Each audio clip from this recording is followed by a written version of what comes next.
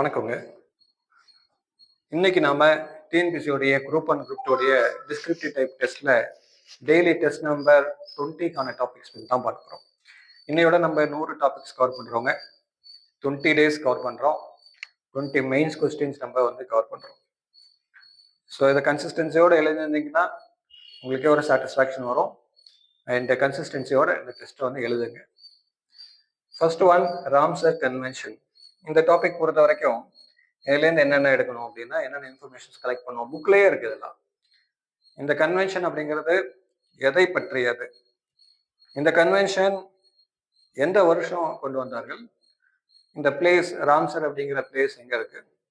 Objective அதான் முக்கியம். So அதுதான் அப்ஜெக்டிவ். இயர் எந்த இடத்துல இருக்கு?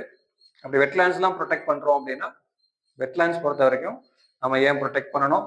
இந்தியாவில் வெட்லேண்ட்ஸ் எங்க அதிகமாக இருக்கிறது? தமிழ்நாட்டில் வெட்லேண்ட்ஸ் அதிகமாக இருக்கிறது எங்க? நம்பர் கவுண்ட்ல வச்சு வெட்லேண்ட்ஸ் எங்க அதிகமாக இருக்கு? And population, that is area wise, population இல்லை sorry, so it is area wise உங்களுக்கு எங்க ராம்சர் சைட்ஸ் அதிகமாக இருக்கு இந்தியாவில் அப்படிங்கிறதையும் பார்க்க வேண்டும். அதுக்கடுத்து Bhopal gas tragedy, second one. So Bhopal gas tragedy, what is that tragedy? Second one, எந்த இயர் நடந்துச்சு இந்த ட்ராஜடி? தேர்ட் ஒன், இதனால என்ன கேஸ் லீக் ஆகி இது மாதிரி பாதிப்புகள் ஏற்பட்டது, என்ன இண்டஸ்ட்ரியில இருந்து?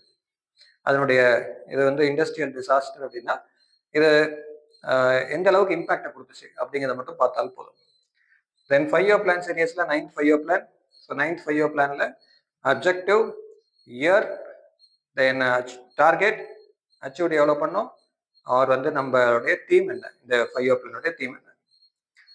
21, 71, 92, 92nd. So 92nd, 96 constitution amendment. இது எல்லாமே லாங்குவேஜ் ரிலேட்டடான அமெண்ட்மெண்ட்டுங்க. So those things are language related amendments. So இதில் பார்த்தோன்னே தெரிஞ்சு போச்சு லாங்குவேஜ் ரிலேட்டட் அமெண்ட்மெண்ட்ஸ் நம்ம சொல்லிட்டோம்.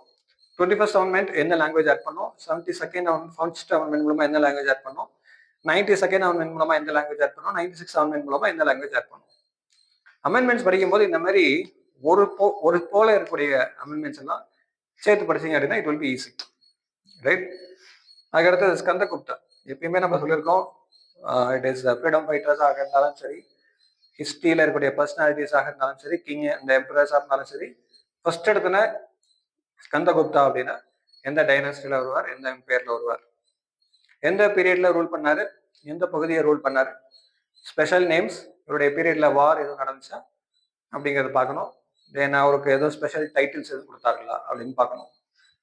அதுக்கடுத்து discuss the functions which are to be exercised by the governor on his special responsibility. It is a mains question. Already TNPSல கேட்கப்பட்ட question. So special responsibility அப்படிங்கும்போது இது டிஸ்கிரிஷனரி பவர்ல வருமா அப்படின்னா டிஸ்கிரிஷனரி பவரும் வரும். அது இல்லாம அது தவிர்த்து இருக்கக்கூடிய சில பொறுப்புகளும் இந்த ஸ்பெஷல் ரெஸ்பான்சிபிலிட்டியில வரும், ரைட்டா? ஸோ அந்த மாதிரியான ஸ்பெஷல் ரெஸ்பான்சிபிலிட்டிஸ் தான் இதில் நீங்கள் எழுதணும். பெரும்பாலும் ஒரு டிஸ்கிரிஷனரி பவர்ஸை மட்டும் எழுதுனீங்கன்னா இட் இஸ் ஒரு பாதி மார்க் தான் வரும், 6 மார்க்ஸ் தான் வரும். ஸ்பெஷல் ரெஸ்பான்சிபிலிட்டிஸ் அப்படிங்கிறதுல டிஸ்கிரிஷனரி பவரோட சேர்த்து எழுதக்கூடிய பாயிண்ட்ஸையும் எழுதினாதான் 10 மார்க் வரும். ஸோ இன்னைய நாளோட நம்ம 20 மெயின்ஸ் கொஸ்டின் கவர் பண்ணியிருக்கோம், 100 டாபிக்ஸ் கவர் பண்ணியிருக்கோம். கண்டினியூ பண்ணுவோம் அண்ட் கன்சிஸ்டன்சியோட எழுதுங்க இந்த டாபிக்ஸை. ஸோ அடுத்தது நெக்ஸ்ட் டே நம்பர் 21 டாபிக்ஸில் மீட் பண்ணலாம். தேங்க்யூ.